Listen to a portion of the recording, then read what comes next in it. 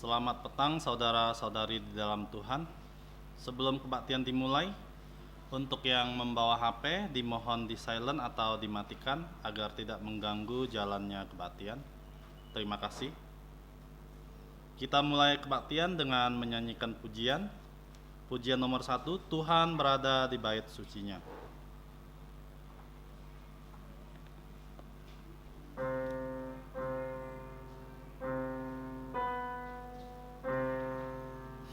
Tuhan berada di bait sucinya, semua orang di hadapan Tuhan sujudlah, berdiam diri, sembah sujud. Amin. Mari bersatu teduh. Mazmur nomor 51 ayat 12. Jadikanlah hatiku tahir, ya Allah, dan perbaharuilah batinku dengan roh yang teguh. Amin. Saat teduh selesai, mari kita bangkit berdiri dan memuji Tuhan dengan pujian nomor 11. Terpujilah nama Allah. Pujian nomor 11. Terpujilah nama Allah.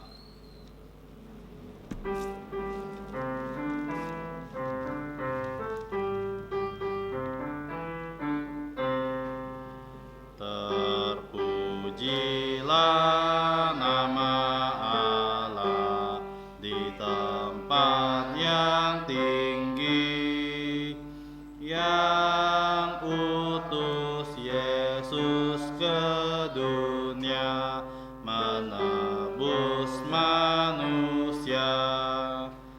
Puji namanya, puji namanya, puji muliakan karyanya, puji namanya, tiru sifatnya, mari saksikan karyanya.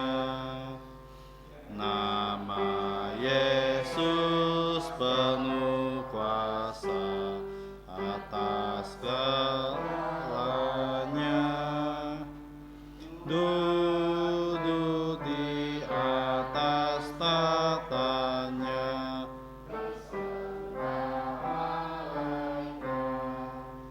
puji namanya, tiru sifatnya, mari saksikan karyanya.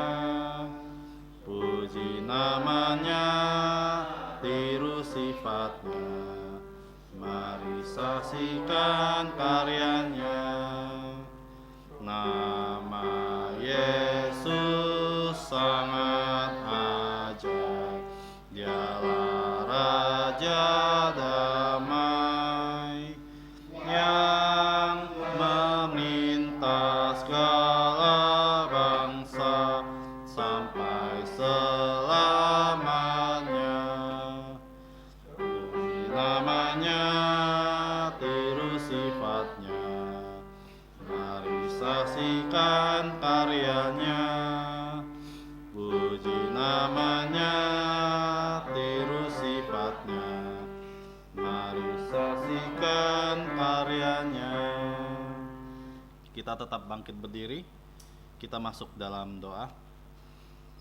Allah Bapa kami di sorga, kami datang ke tatamu yang kudus, sekaligus tata anugerah pengampunan dosa, melalui Putra Tunggalmu Tuhan kami, Yesus Kristus. Kami berterima kasih karena Engkau memberi kami kesempatan untuk berkebaktian pada hari ini. Kami mohon belas kasihan-Mu mengampuni dosa-dosa kami, sehingga kami dilayakkan datang ke hadirat-Mu yang kudus. Mohon Roh-Mu menyertai kami sehingga kami dapat menyembah Engkau sesuai dengan kebenaran firman-Mu. supaya setiap acara kebaktian ini berkenan kepadamu dan hanya untuk memuliakan Engkau dan Putramu dan Roh-Mu yang kudus. Dengarkanlah doa kami yang kami ucapkan dengan rasa terima kasih di dalam nama Tuhan Yesus yang telah mengajarkan kami doa Bapa kami. Bersama-sama mari kita berdoa. Bapa kami yang di sorga, dikuduskanlah namamu, datanglah kerajaanmu, jadilah kehendak-Mu di bumi seperti di sorga. Berikanlah kami pada hari ini makanan harian kami, dan ampunilah kami akan kesalahan kami, seperti kami juga mengampuni orang yang bersalah kepada kami. Dan janganlah membawa kami ke dalam pencobaan, tetapi lepaskanlah kami dari yang jahat. Karena Engkau yang punya kerajaan dan kuasa dan kemuliaan sampai selama-lamanya. Amin. Gloria Patria. Hormat diberi untuk Bapa, Putra, dan Roh Kudus, dari mula sampai sekarang dan seterusnya, termulia. Amin. Amin. Saudara-saudari, silakan duduk kembali. Selanjutnya, mari kita membuka Alkitab kita yang diambil dari 2 Korintus pasal 3 ayat 1 sampai 18.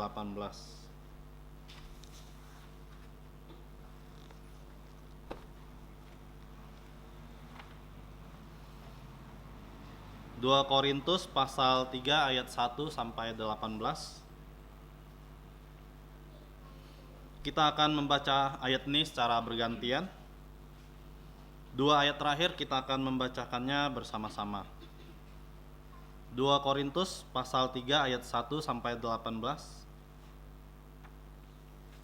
Mari kita mulai. Adakah kami mulai lagi memuji diri kami? Atau perlukah kami seperti orang-orang lain menunjukkan surat pujian kepada kamu atau dari kamu? Kamu adalah surat pujian kami yang tertulis dalam hati kami dan yang dikenal yang dapat dibaca oleh semua orang.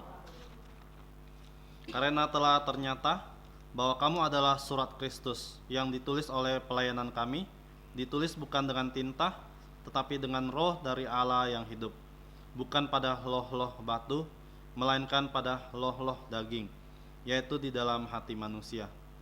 Demikianlah besarnya keyakinan kami kepada Allah oleh Kristus. Dengan diri kami sendiri, kami tidak sanggup untuk memperhitungkan sesuatu seolah-olah pekerjaan kami sendiri. Tidak, kesanggupan kami adalah pekerjaan Allah. Ialah membuat kami juga sanggup menjadi pelayan-pelayan dari suatu perjanjian baru, yang tidak terdiri dari hukum yang tertulis, tetapi dari roh. Sebab hukum yang tertulis mematikan, tetapi roh menghidupkan.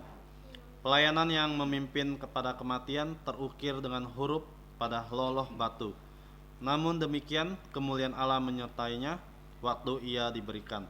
Sebab sekalipun pudar juga, cahaya muka Musa begitu cemerlang, sehingga mata orang-orang Israel tidak tahan menatapnya. Jika pelayanan itu datang dengan kemuliaan yang demikian, betapa lebih besarnya lagi kemuliaan yang menyertai pelayanan roh. Sebab jika pelayanan yang memimpin kepada penghukuman itu mulia, betapa lebih mulianya lagi pelayanan yang memimpin kepada pembenaran. Sebenarnya apa yang dahulu dianggap mulia, jika dibandingkan dengan kemuliaan yang mengatasi segala sesuatu ini, sama sekali tidak mempunyai arti. Sebab jika yang pudar itu disertai dengan kemuliaan, betapa lebihnya lagi yang tidak pudar itu disertai kemuliaan. Karena kami mempunyai pengharapan yang demikian, maka kami bertindak dengan penuh keberanian. Tidak seperti Musa yang menyelubungi mukanya, supaya mata orang-orang Israel jangan melihat hilangnya cahaya yang sementara itu. Tetapi pikiran mereka telah menjadi tumpul, Sebab sampai pada hari ini, selubung itu masih tetap menyelubungi mereka. Jika mereka membaca perjanjian lama itu tanpa disingkapkan, karena hanya Kristus saja yang dapat menyingkapkannya. Bahkan sampai pada hari ini, setiap kali mereka membaca kitab Musa, ada selubung yang menutupi hati mereka. Tetapi apabila hati seorang berbalik kepada Tuhan, maka selubung itu diambil daripadanya. Sama-sama, sebab Tuhan adalah roh, dan di mana ada roh Allah, di situ ada kemerdekaan. Dan kita semua mencerminkan kemuliaan Tuhan dengan muka yang tidak berselubung. Dan karena kemuliaan itu datangnya dari Tuhan yang adalah roh, maka kita diubah menjadi serupa dengan gambarnya dalam kemuliaannya yang semakin besar. Amin. Bersyukur kepada Tuhan untuk firman yang sudah kita bacakan. Selanjutnya kita akan menyanyikan pujian. Pujian nomor 66, Besar Setiamu.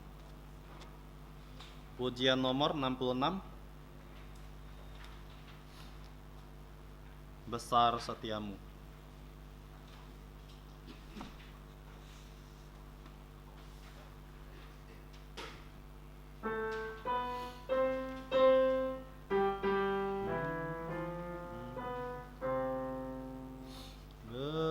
Besar setiamu, Allah Bapa-Ku, besarlah kasih-Mu yang melimpah, tiada kurang dan tidak berubah, sempurna dan tetap selamanya. Besar setiamu, besar setiamu, tiap pagi berikan rahmat baru. Segala yang ku perlu Kau sediakan. Besar setiamu kepadaku.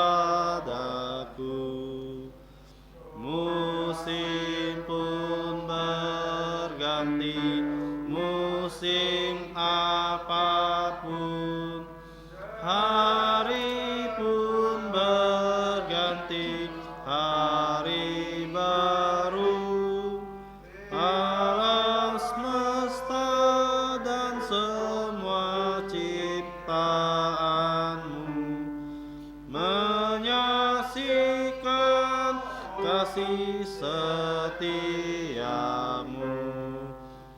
Besar setiamu, besar setiamu, tiap pagi berikan rahmat baru. Segala yang ku perlu Kau sediakan. Besar setiamu kepadaku. Pengampunan dosa, beri damai kekal. Kau menghibur dan Kau menuntunku, kekuatan dan pengharapan kelak. Kasih setiamu selamanya. Besar setiamu, besar setiamu, tiap pagi berikan rahmat baru. Segala yang ku perlu Kau sediakan. Besar setiamu kepadaku. Selanjutnya kita akan melihat ayat hafalan yang terdapat di buletin di dalam kotak yang diambil dari 2 Korintus pasal 3 ayat 18. Kita akan membacakannya ayat ini sebanyak 3 kali. Mari kita mulai. 2 Korintus pasal 3 ayat 18. Dan kita semua mencerminkan kemuliaan Tuhan dengan muka yang tidak berselubung. Dan karena kemuliaan itu datangnya dari Tuhan yang adalah Roh, maka kita diubah menjadi serupa dengan gambarnya dalam kemuliaan yang semakin besar. 2 Korintus pasal 3 ayat 18. Dan kita semua mencerminkan kemuliaan Tuhan dengan muka yang tidak berselubung. Dan karena kemuliaan itu datangnya dari Tuhan yang adalah Roh, maka kita diubah menjadi serupa dengan gambarnya dalam kemuliaan yang semakin besar. Sekali lagi, 2 Korintus pasal 3 ayat 18. Dan kita semua mencerminkan kemuliaan Tuhan dengan muka yang tidak berselubung. Dan karena kemuliaan itu datangnya dari Tuhan yang adalah Roh, maka kita diubah menjadi serupa dengan gambarnya dalam kemuliaan yang semakin besar. Saudara-saudari, silakan membawa pulang buletin ini agar kita bisa menghafalkan ayat ini di rumah. Selanjutnya kita akan lihat warta gereja di buletin ini. Untuk yang bertugas dapat memperhatikan jadwalnya. Selamat datang untuk saudara-saudari yang pertama kali hadir di tempat ini. Kita persilakan untuk bangkit berdiri untuk difoto. Untuk saudari Sien dan saudara Ahau.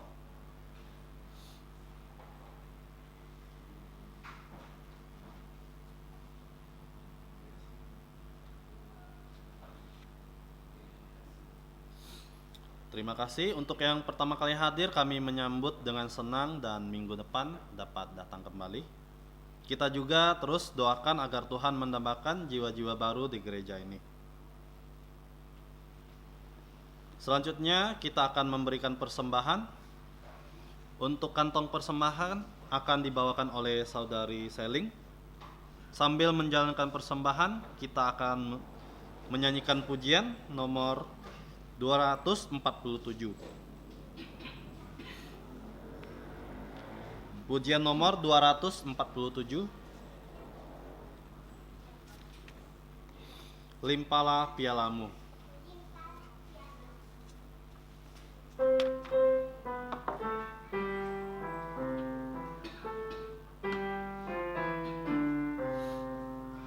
Rindukah kau hidup yang melimpah dari Tuhanmu dan segala yang kau perlu? Percayalah pada Bapa dan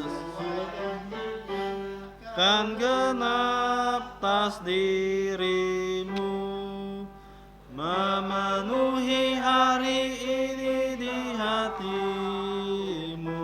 Limpahlah pialamu seperti janji Tuhanmu, memenuhi hari ini di hatimu dengan kuasa Roh Kudus.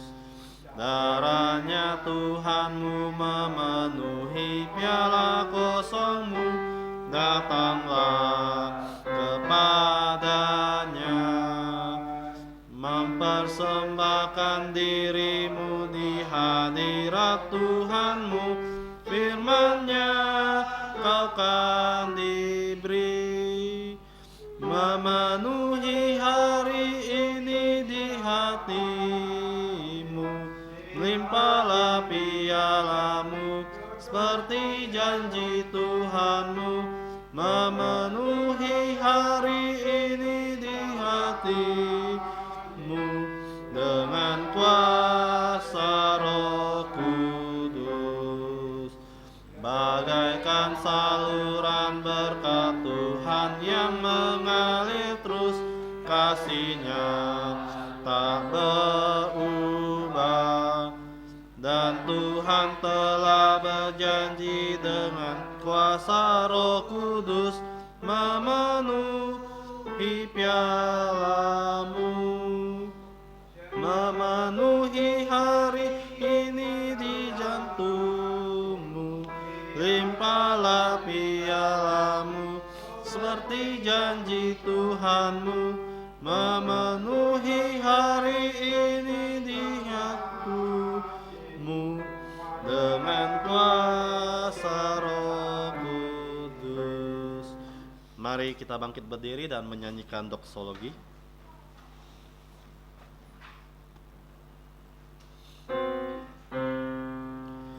Puji Allah sumber berkat, puji Dia semua ciptaannya, puji Dia para malaikat,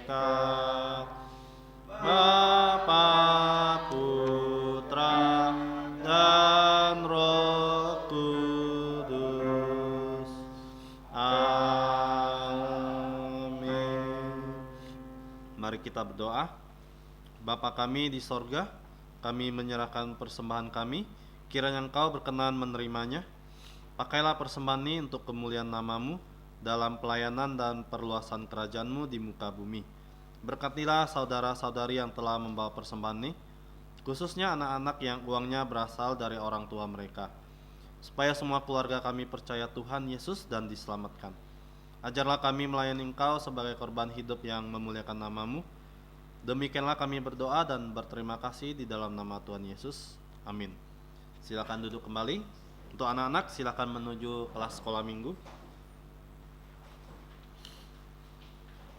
Selanjutnya kita akan mendengarkan firman Tuhan yang akan dibawakan oleh pengabar Injil Zakaria dengan tema khotbah pelayanan transformasi yang terus menerus. Kepada hambanya kami persilakan.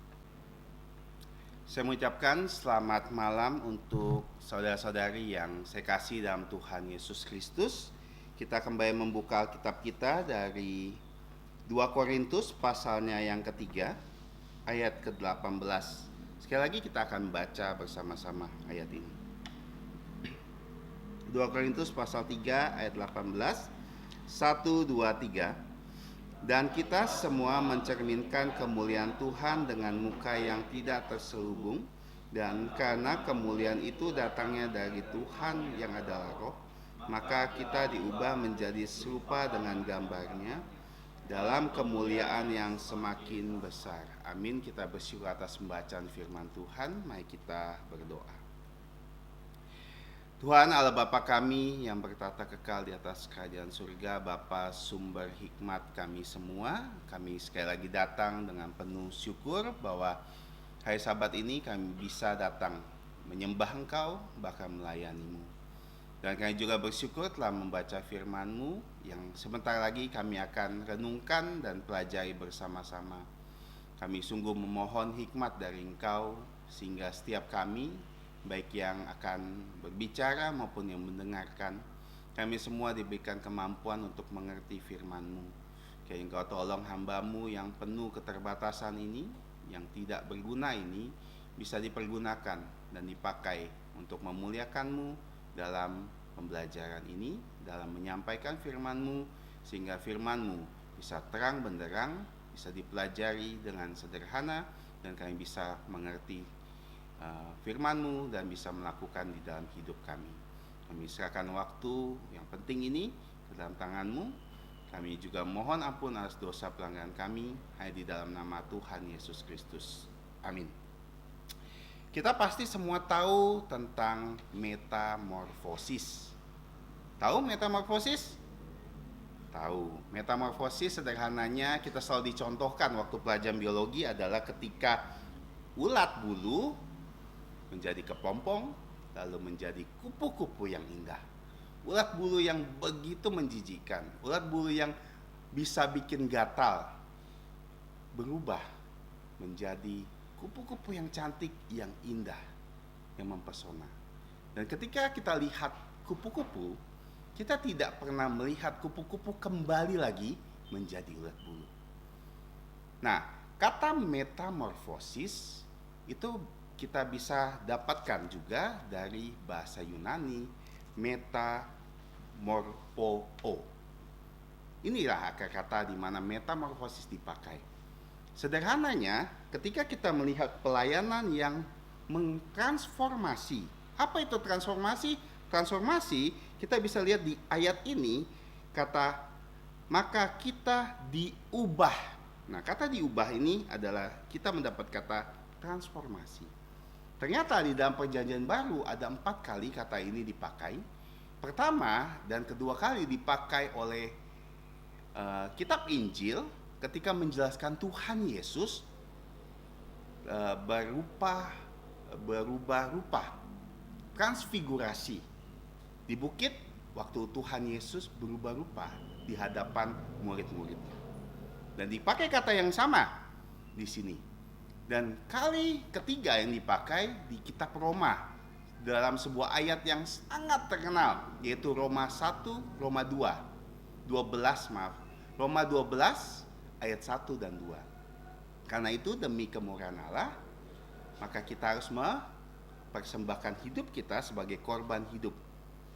Dan di ayat yang kedua, di mana kata ini berasal, dan berubahlah melalui pembaharuan akal budimu. Mind, akal budi. Bukan hanya budi, tapi akal budi kamu. Berubah.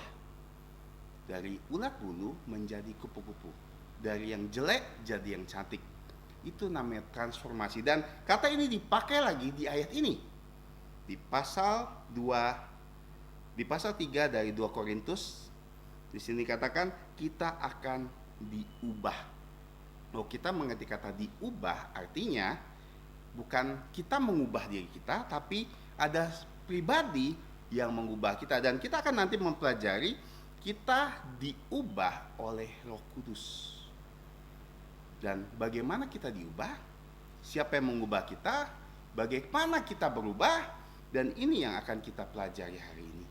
Dan kita harus tahu ya, transformasi kita hanya akan terjadi di dalam Kristus oleh Roh Kudus, dan ini transformasi dari dalam, bukan dari luar. Kenapa? Beberapa hari lalu saya melihat sebuah video, ada nenek-nenek, ya nenek-nenek di make up menjadi seperti wanita umur 30-an. Itu transformasi, tapi itu bukan transformasi yang kita katakan. Transformasi ini bukan kosmetik, tapi transformasi dari dalam kita. Dan kita akan pelajari ada 5 hal dari ayat ini, bagaimana transformasi itu bisa terjadi di dalam hidup kita. Kita mulai dari yang pertama. Yang pertama, transformasi dimulai dengan wajah yang tidak terselubung atau wajah yang terbuka, open face, ya, wajah yang terbuka. Dan kita semua mencerminkan kemuliaan Tuhan dengan wajah yang tidak terselubung. Apa maksudnya? Sebenarnya sudah dipelajari minggu yang lalu. Coba lihat ayat ke-16. Tetapi apabila hati seorang berbalik kepada Tuhan, maka selubung itu diambil daripadanya. Kalau kita melihat orang-orang Yahudi sampai saat ini banyak melihat Perjanjian Lama sebagai kitab mereka, satu-satunya kitab yang Tuhan turunkan buat mereka, yang Tuhan tuliskan untuk mereka. Dan tapi mereka gagal melihat bahwa semua yang dituliskan di Perjanjian Lama itu mengarahkan dan hanya ada satu tema, yaitu tentang Yesus. Tapi mereka tidak bisa melihatnya, maka dikatakan mereka terselubung, tidak bisa melihat. Bahkan di Perjanjian Baru semua tentang Yesus. Seluruh Alkitab ini semua tentang Yesus. Makanya dikatakan jika mereka berbalik, hati mereka berbalik, mereka akan melihat Yesus. Selubung mereka akan dilihat. Artinya, sederhananya, kalau dikatakan dan kita semua, siapa kita semua? Orang-orang yang percaya. Jadi pertanyaannya pertama adalah, apakah kita semua orang-orang percaya? Ketika kita percaya Yesus, maka selubung itu sudah tidak ada lagi. Kita bisa melihat Tuhan Yesus dimanapun kita membuka Alkitab. Semua tentang Yesus. Makanya disinilah mulai transformasi kita. Disinilah mulai perubahan kita. Dengan apa? Kita berbalik kepada Tuhan. Kita bertobat. Percaya bahwa hanya Tuhan Yesus yang bisa menyelamatkan kita. Percaya bukan melakukan hukum Taurat. Karena kita sudah pelajari sebelumnya bahwa seorang yang mempelajari hukum, hanya fokus kepada hukum, hanya bisa merubah perilaku. Hukum hanya bisa mengontrol perilaku seseorang. Misalnya, jangan melakukan ini. Mungkin kita akan taat. Kenapa? Karena kita takut dihukum. Maka kita taat dengan hukuman. Tapi apakah bisa mengubah seorang dari dalam? Tidak bisa. Itu yang ditekankan di sini. Makanya pelayanan roh menjelaskan bahwa kamu bisa berubah dari dalam. Tidak hanya sekedar hukum. Mulai dari mana? Mulai dari berbalik kepada Tuhan, artinya percaya Yesus. Kalau orang Yahudi saat ini percaya Yesus, maka mereka akan, selubung mereka akan dibukakan. Mereka akan bisa melihat, oh ya, ternyata yang mampu menyelamatkan saya bukan melakukan hukum Taurat. Mampu menyelamatkan saya bukan melakukan hal-hal baik. Yang mampu menyelamatkan dosa saya hanya oleh darah Tuhan Yesus yang menghapuskan dosa, dan bagaimana Tuhan Yesus mewakili saya melakukan seluruh hukum yang tidak bisa saya lakukan. Dan ini menjadi pertanyaan pertama. Apakah muka kita sudah terbuka? Selubung itu sudah terbuka belum? Karena kalau belum, nggak akan terjadi transformasi di hidup kita. Nggak akan terjadi perubahan sama sekali dalam hidup kita. Kita akan terus menjadi manusia lama. Kita akan terus menjadi ulat bulu. Nggak akan pernah jadi kupu-kupu. Dan ini pertanyaannya. Apakah kita sadar bahwa kita manusia berdosa? Kadang-kadang ya, kalau kita sudah lama bergereja dari kecil, kita merasa kita sudah orang Kristen. Saya sudah melayani di gereja, saya udah Kristen. Saya sudah percaya, bahkan KTP saya. Begitu saya mengurus KTP, oh KTP saya Kristen. Berarti saya pasti orang percaya. Tidak. Banyak orang 20 tahun, 30 tahun di gereja, tapi mereka sebenarnya bukan orang Kristen. Mereka tidak percaya Yesus. Mereka percaya bahwa mereka datang ke gereja, mereka bisa masuk surga. Itu yang mereka percayai. Mereka percaya kalau saya melayani, saya bisa masuk surga. Tapi tidak sama sekali saya percaya Yesus. Yesus telah menebus dosa kita. Bahwa saya orang berdosa yang akan dilemparkan ke neraka dan memerlukan Yesus. Jadi, kesimpulannya adalah, apakah kita benar-benar sudah terbuka mukanya? Open face, wajah selubung kita sudah hilang. Karena disinilah mulainya. Kalau kita mau bilang, saya mau hidupnya berubah, mulai dari sini. Mulai dari percaya Yesus. Kalau kita nggak percaya Yesus, yang akan kita pelajari hari ini tidak akan terjadi loh sama hidup kita. Perubahan apapun yang kita miliki, yang kita inginkan tidak akan terjadi.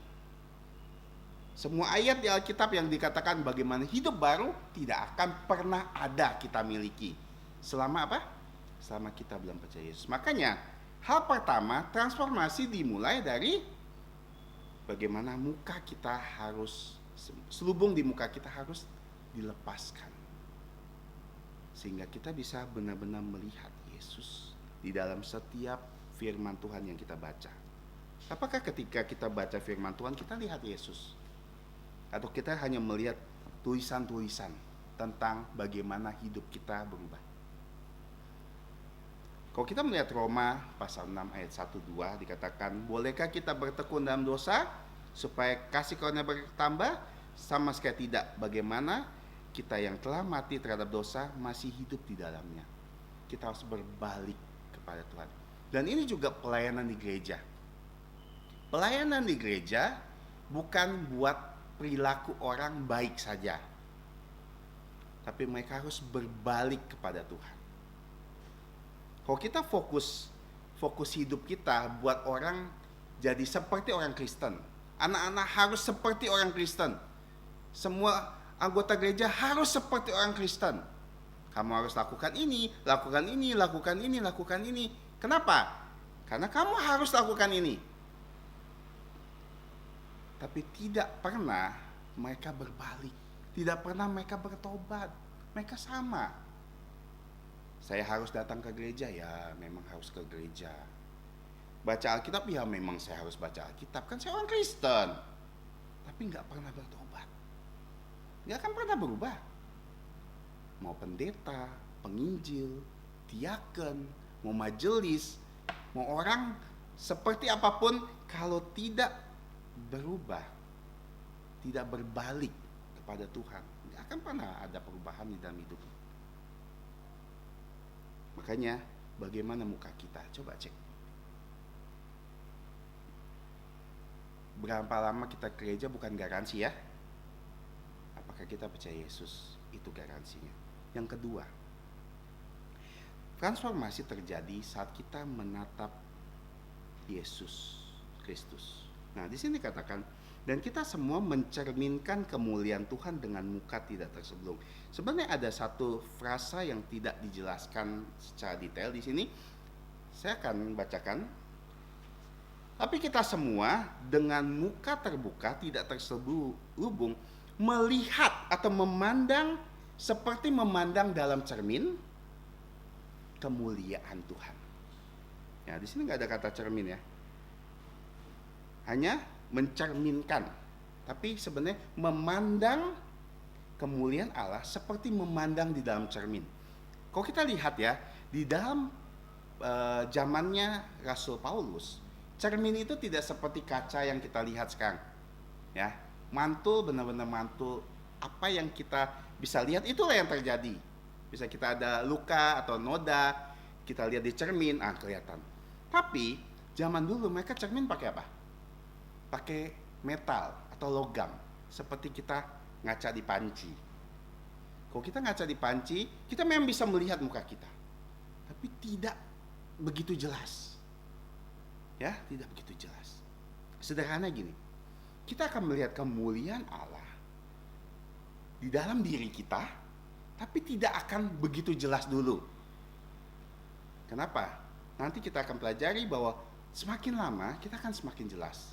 Tapi untuk saat ini kita akan terus melihat bahwa ada kemuliaan Allah di dalam diri kita. Kenapa? Karena kita di dalam Kristus dan kita akan diubahkan dan kita akan memancarkan kemuliaan Allah seperti yang dipelajari sebelumnya, tapi kita masih melihat seperti dalam cermin.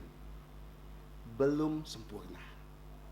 Selama kita masih hidup di dunia, tetap ada pancaran kemuliaan Allah di dalam hidup kita, tapi tidak sempurna. Kenapa?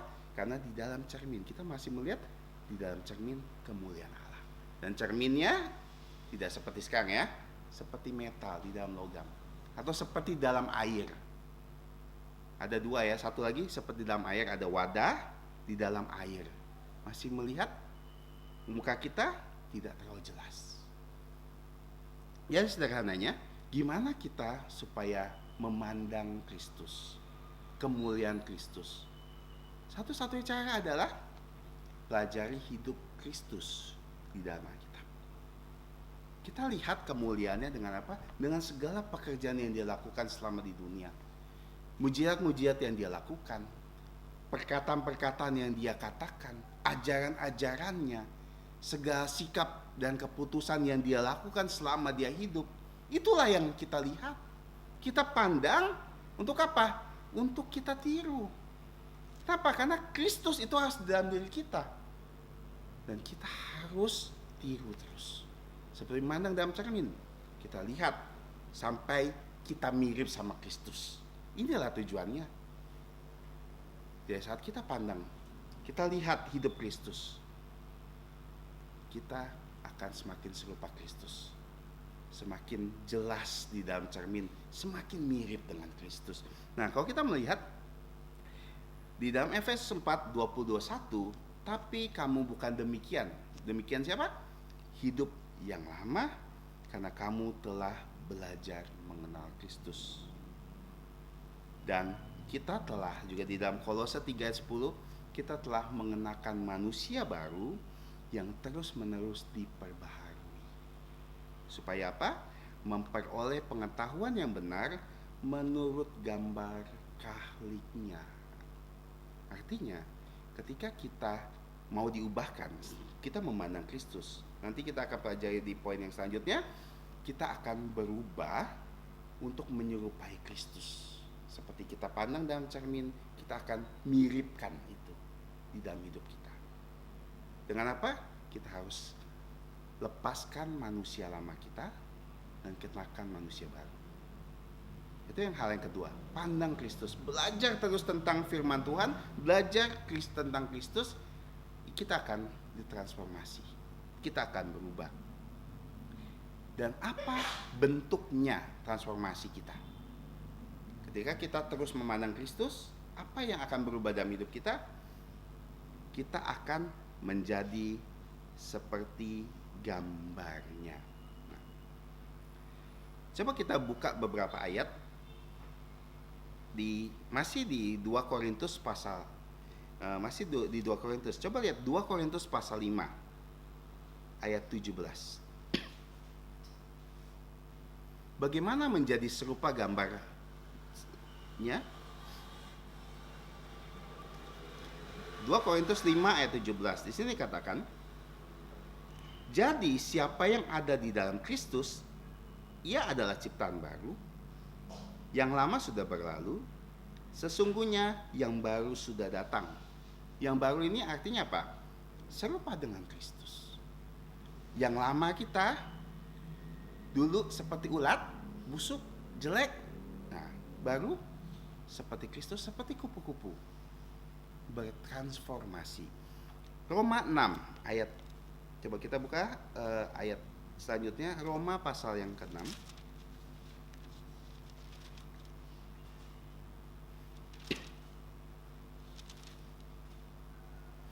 ayat 4.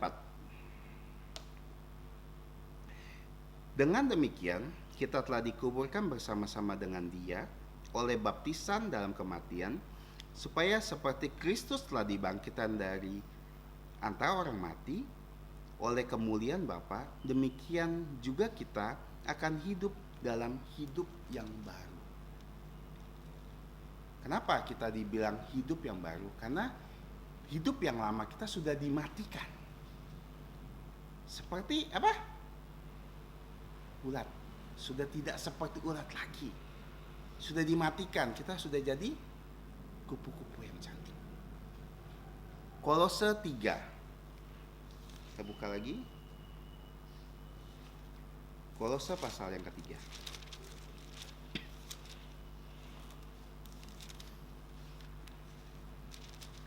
Ayat 5 sampai yang ke-8.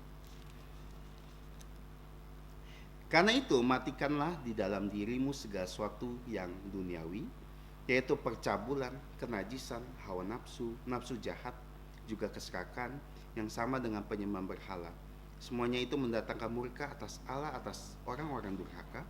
Dahulu kamu juga melakukan hal-hal itu ketika kamu masih hidup dalamnya, tetapi sekarang buanglah segala ini, yaitu marah, geram, kejahatan, fitnah, dan kata-kata kotor yang keluar dari mulutmu. Jadi jangan lagi kamu saling mendustai, karena kamu telah menanggalkan manusia lama serta kelakuannya, dan telah mengenakan manusia baru yang terus-menerus diperbaharui untuk memperoleh pengetahuan yang benar menurut gambar Khaliknya. Dia sederhana gini. Apa buktinya kita sudah berubah? Apa buktinya sudah ditransformasi? Hidup kita jadi hidup yang baru. Manusia lama kita sudah kita tinggalkan. Di sini dijelaskan banyak sekali tentang bagaimana manusia lama. Bagaimana sikap kita. Apakah kita iri, kita serakah, kita penuh nafsu. Nah, itu manusia lama kita. Apa buktinya kita sudah berubah? Semuanya itu sudah tidak ada lagi dalam diri kita. Kita sudah bisa mengendalikan hidup kita dalam hidup yang baru. Kita sudah tidak lagi sering geram, tidak sering marah, tidak kata-kata kotor. Semua itu tidak lagi didapatkan dari kita. Kenapa? Karena sudah berubah. Dan ini maksudnya transformasi, berubah. Menjadi hidup yang baru, menjadi manusia yang baru, menjadi orang yang benar-benar baru di dalam Kristus. Kalau kita masih dalam hidup yang lama, masih dalam manusia yang lama, sikap-sikap yang tadi kita pelajari, kita baca tadi, masih sama, berarti artinya kita nggak berubah. Dan kembali lagi dari nol. Kenapa? Karena ternyata kalau kita tidak berubah, yang salah siapa? Firman Tuhan salah gak? Katakan bahwa kita tidak berubah. Tidak pernah. Kalau kita mau berubah, kita harus di dalam Kristus. Kalau kita tidak berubah, kesimpulannya apa? Dari awal mungkin kita memang bukan anak-anak Allah. Dari awal mungkin memang kita belum percaya Yesus. Kita cuma ngaku-ngaku. Karena tidak ada perubahan di dalam hidup kita. Itulah yang harus kita cek. Kalau kita nih sudah bertahun-tahun ke gereja tapi tidak ada perubahan, hidup kita tidak semakin baik, sikap kita tidak semakin baik, kelakuan kita tidak semakin baik, kata-kata kita tidak semakin baik, pikiran kita tidak semakin baik. Kita dulu lebih banyak mikirin dunia, apakah sekarang masih lebih banyak mikirin dunia? Atau kita lebih banyak mikirin firman Tuhan? Yang mana yang lebih baik kita pikirkan? Oh, kita masih sama tahun lalu begitu, tahun ini masih begitu, berarti tidak ada yang berubah dalam hidup kita. Jangan-jangan kita belum percaya dari Allah. Karena gak mungkin firman Tuhan salah kan? Pasti kita berubah. Pasti kita mengenakan manusia baru. Tapi kita harus lihat, sebenarnya siapa yang mengubah kita? Kita kah? Ternyata di sini dijelaskan lagi untuk kita. Transformasi itu datang dari Tuhan yang adalah Roh. Artinya Roh Kudus yang mampu mengubah kita. Kita berusaha untuk berubah tentu saja. Tapi Roh Kuduslah yang mengubah kita. Lewat apa? Lewat firman. Sederhana ya, hidup orang Kristen sebenarnya sederhana.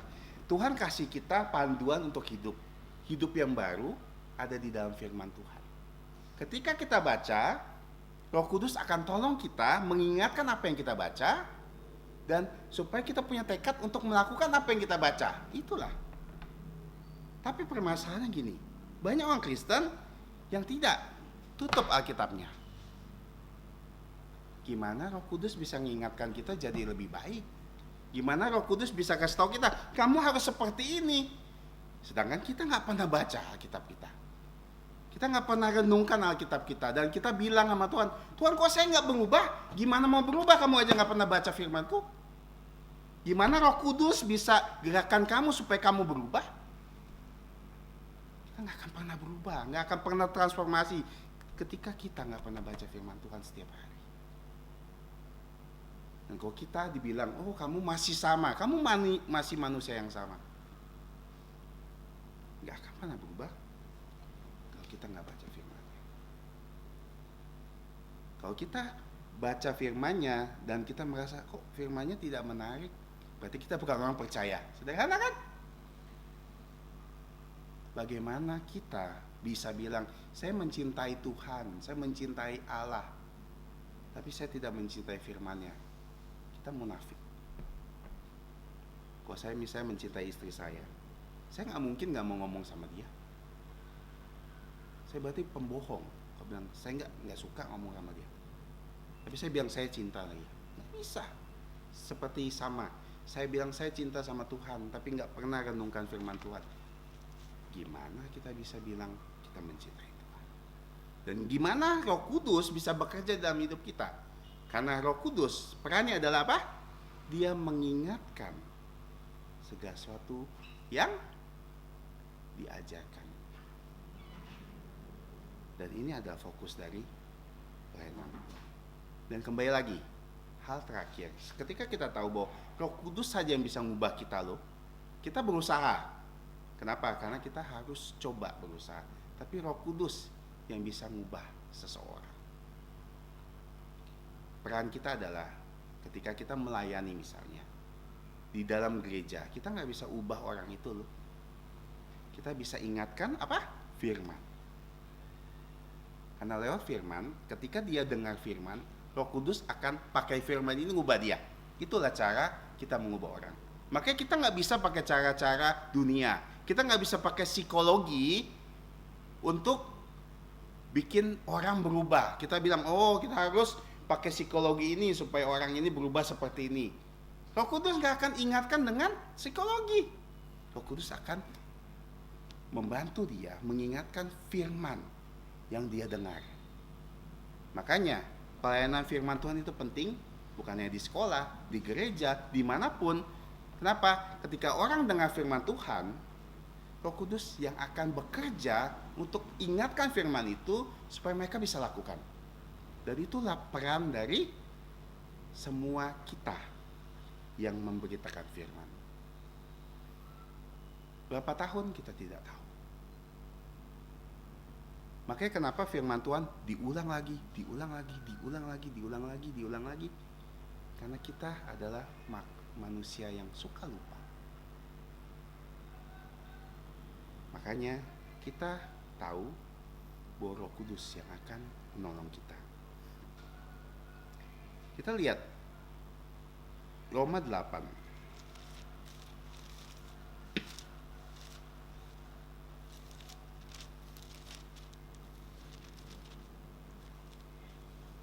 Nah, ketika Roh Kudus bekerja, disinilah kita bisa disebut hidup oleh Roh. Demikian di ayat 1, sekarang tidak ada lagi penghukuman bagi mereka yang ada di dalam Kristus. Roh yang memberi hidup telah memerdekakan kamu di dalam Kristus dari hukum dosa dan hukum maut. Sebab apa yang tidak mungkin dilakukan hukum Taurat, nggak tidak berdaya oleh daging, telah dilakukan oleh Allah dengan jalan mengutus putranya sendiri dalam daging, yang serupa dalam daging yang dikuasai dosa.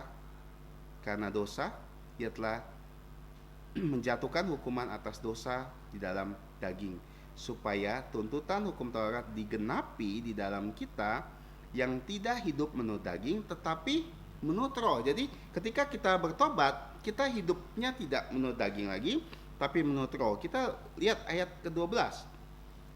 Jadi saudara-saudara, kita ada orang berhutang tapi bukan karena daging, supaya hidup menurut daging.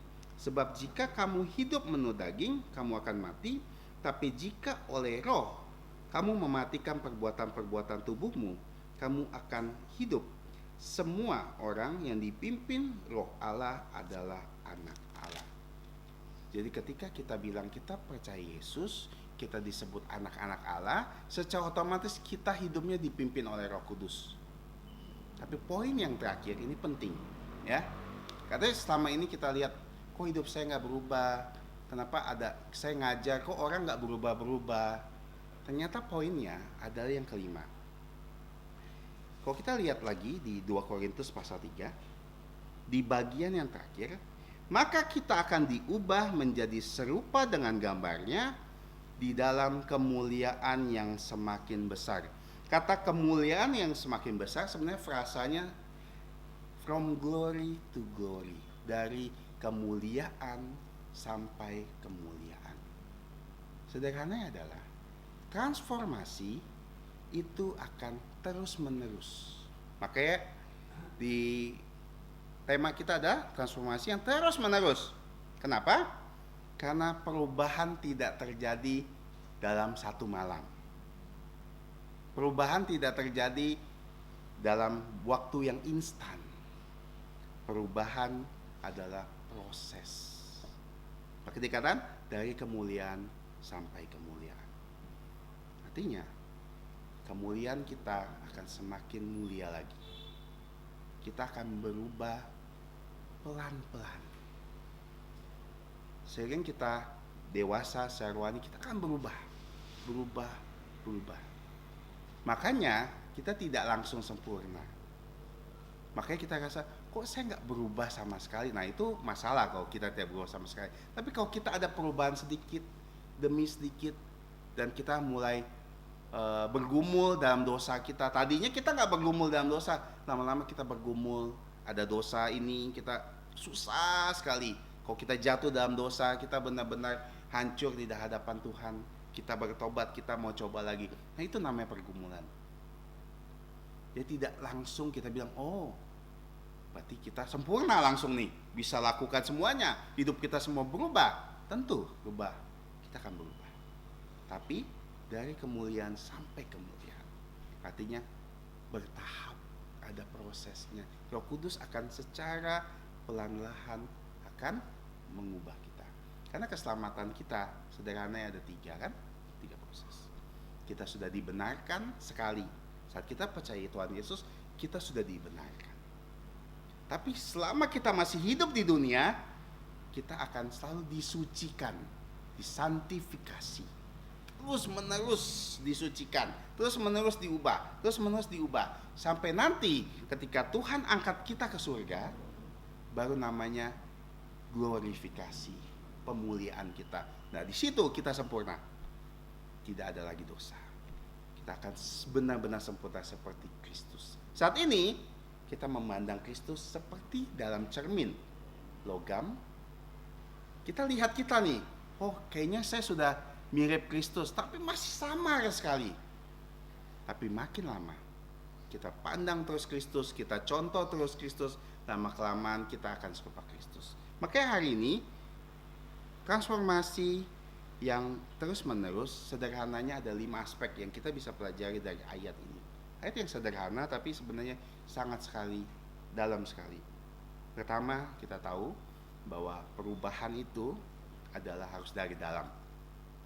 Ya, seperti ulat jadi kupu-kupu. Soalnya ketika kita dengar metamorfosis, kita ingat ini ya, di sinilah dipakai diubah. Kita akan dimetamorfosiskan oleh Tuhan. Dari yang manusia lama jadi manusia baru. Dan manusia baru tidak mungkin balik lagi ke manusia yang lama. Kita tidak mungkin kembali lagi ke bentuk kita yang sebelumnya. Dan tidak boleh seperti itu. Pertama, mulai dulu dari di hadapan Tuhan dengan wajah yang terbuka, yang tidak terselubung. Artinya kita harus percaya Yesus, baru bisa dimulai transformasinya. Kalau belum, kita tidak akan pernah berubah. Yang kedua, kita mengenal Yesus, tatap terus kemuliaan Allah seperti di dalam cermin. Kita lihat terus Yesus, kita baca firman-Nya tentang Yesus, kita akan menyerupainya. Lalu harus hasilkan sesuatu, yaitu hidup yang baru. Hidup yang baru menjadi manusia yang baru dengan hidup dalam roh. Kenapa? Karena sejak itu Roh Kudus yang akan mengubah kita pelan-lahan. Lewat apa? Lewat firman. Roh Kudus mengubah kita hanya lewat firman ya. Ya semakin kita banyak baca firman Tuhan, merenungkan firman Tuhan, pasti kita berubah. Karena itu garansi dari Tuhan. Roh Kudus pasti ingatkan kamu untuk berubah. Tapi ketika kita tidak mempedulikan ini, gimana? Bagian mana yang Roh Kudus akan ingatkan kamu supaya kamu bisa berubah? Yang terakhir, transformasi itu adalah proses. From glory to glory, dari kemuliaan sampai kemuliaan. Walaupun dalam bahasa Indonesianya kemuliaan yang semakin besar. Sederhananya kita mulia, semakin mulia. Oke, dari glory to glory. From glory to glory, dari mulia semakin besar kemuliaannya. Artinya kita semakin sempurna menyerupai Kristus yang sempurna. Sampai nanti saat Tuhan Yesus angkat kita ke surga, kita benar-benar serupa dengan Kristus dalam kesempurnaan. Seperti lihat Yesus langsung. Inilah pelajaran hari ini. Pertanyaannya adalah, sudahkah hidup kita berubah? Adakah perubahan hidup kita tahun lalu, tahun sekarang? 2 tahun lalu, tahun sekarang. Udah berubah belum sih? Seberapa banyak perubahannya? Saya tidak bicara soal fisik, tapi bicara soal kerohanian kita. Kita semakin mencintai Tuhan atau tidak? Semakin mencintai firman-Nya atau tidak? Apakah kita dulu rajin baca Alkitab, sekarang jadi jarang, atau sebaliknya? Dulu saya jarang baca Alkitab, sekarang lebih rajin. Lebih rajin sedikit. Nah, nggak apa-apa. Karena proses. Semakin lama nanti kita semakin rajin lagi. Tadinya kita susah mengendalikan mulut kita semakin bisa. Semakin berubah. Nanti semakin lama benar-benar kita bisa mengendalikan mulut kita. Banyak hal di dalam hidup kita yang harus kita ubah, tapi ada prosesnya. Karena kita belum sempurna. Kita banyak lemah, dan untuk itulah kita minta Tuhan tolong menyempurnakan kita. Mari kita berdoa. Bapa kami di surga, kami bersyukur atas firman-Mu. Tolong kami Bapa, setiap kami sungguh-sungguh bisa percaya Tuhan Yesus. Dan ketika itu kami bisa memulai proses perubahan di dalam hidup kami. Karena Roh Kudus akan mengubah kami supaya kami hidup tidak lagi mengenakan manusia yang lama, tapi manusia yang baru yang hidup oleh Roh. Dan tolong kami sehingga setiap hari kami disempurnakan menurut gambar Kristus yang menjadi teladan kami dalam hidup kami. Kami serahkan semua ini ke dalam tangan-Mu dengan mohon pertolongan-Mu di dalam nama Tuhan Yesus Kristus. Amin. Kita bangkit berdiri untuk mengakhiri kebaktian kita. Kita akan menyanyikan pujian 170, ada kuasa dalam darahnya. Setelah lagu ini minta Gembala Sidang Pendeta Peter Yoksan untuk memberikan doa berkat.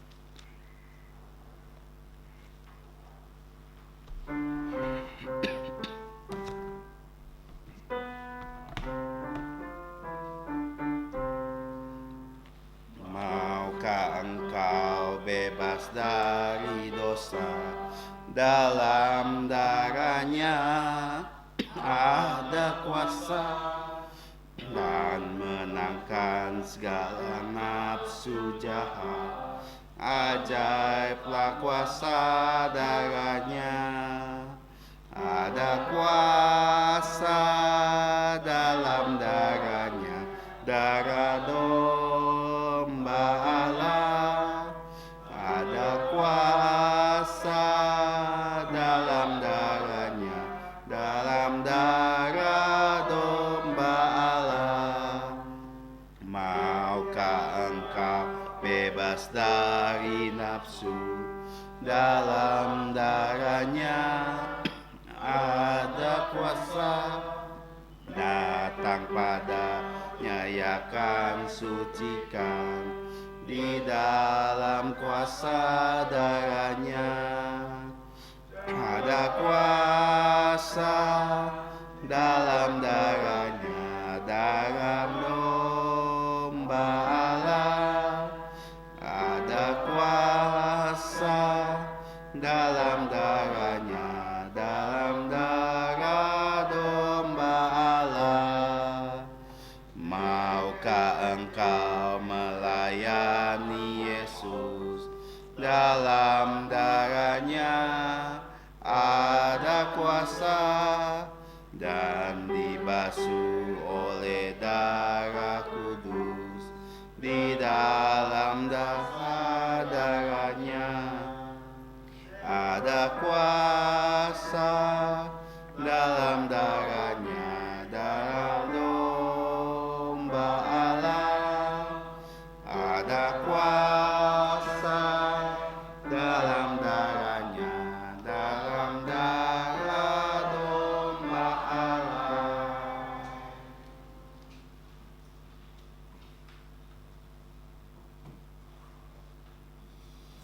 Kita tetap berdiri, mari kita bersatu untuk menerima berkat dari Tuhan kita. Dan untuk Dia yang berkuasa menjaga saudara-saudari supaya jangan tersandung, bahkan menempatkan kita tanpa cacat di hadapan kemuliaannya dengan sukacita besar. Untuk Allah satu-satunya yang bijaksana, Allah yang adalah juru selamat kita, adalah keagungan dan kemuliaan, kekuasaan dan kekuatan dari sekarang sampai selama-lamanya. Amin. Amin. Amin. Amin.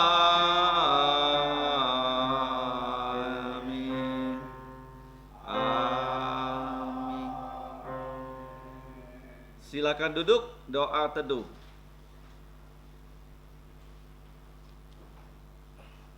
Tuhanmu memberkatimu dan melindungimu.